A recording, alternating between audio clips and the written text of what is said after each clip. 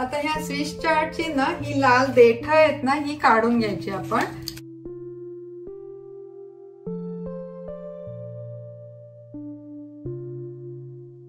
आता कढई गरम झालेली आहे, त्याच्यामध्ये कोकोनट ऑइल घालते, मिरची, कढीपत्ता, लसूण, चिरलेला कांदा, मोड आलेली मेथी, हळद। आता कांदा चांगला परततोय, ही देठ घालते आता सगळी।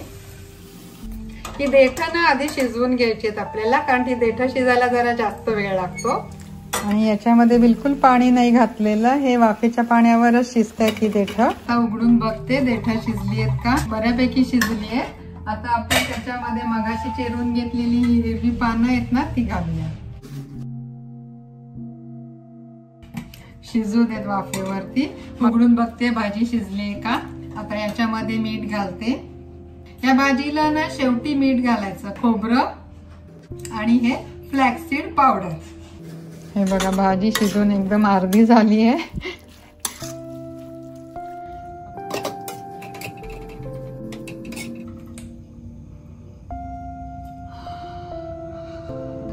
आता ही पालेभाजी ना मस्त भाकरी बरोबर खायची, एकदम बेस्ट लागते।